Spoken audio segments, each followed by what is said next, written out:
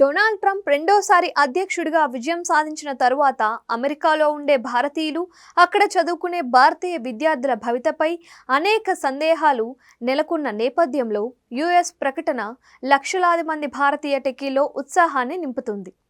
అధికారం నుంచి వైదొలగడానికి కొద్ది రోజుల ముందు బైడెన్ ప్రభుత్వం H-1B నిబంధనలను సడలించింది.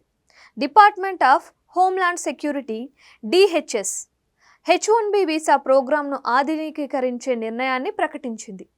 2025 జనవరి 17 నుంచి అమల్లోకి రానున్న కొత్త నిబంధనల ప్రకారం యుఎస్లో F-1 వీసాలపై ఉన్న భారతీయ విద్యార్థులకు కూడా ఎక్కువ ప్రయోజనం చేకూర్చే అవకాశం ఉంది.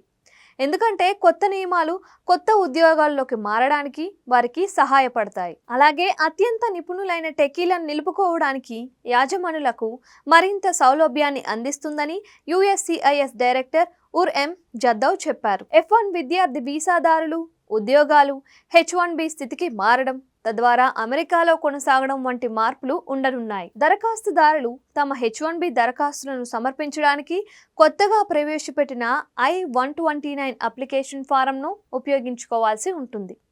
దరఖాస్తుదారులు తమ వీసా దరఖాస్తు తమ డిగ్రీతో నేరుగా ముడిపడి ఉన్న ఉద్యోగానికి సంబంధించినది అని నిరూపించాలి. దీంతో వీసాల జారీలో దుర్వినియోగాన్ని తగ్గించాలి అనేదే లక్ష్యం.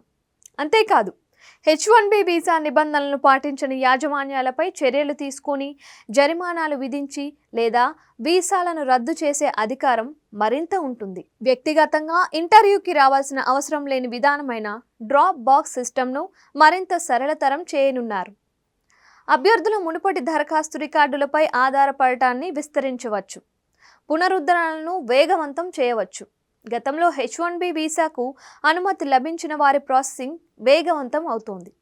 కొన్ని షరతులతో పిటిషన్ సంస్థపై నియంత్రణ ఆసక్తి ఉన్న లబ్ధిదారులకు అర్హతను పొడిగిస్తుంది.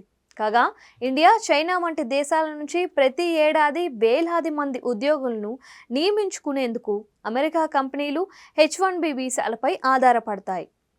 H-1B వీసా హోల్డర్లలో సింహభాగం భారతదేశానికి చెందినవారే.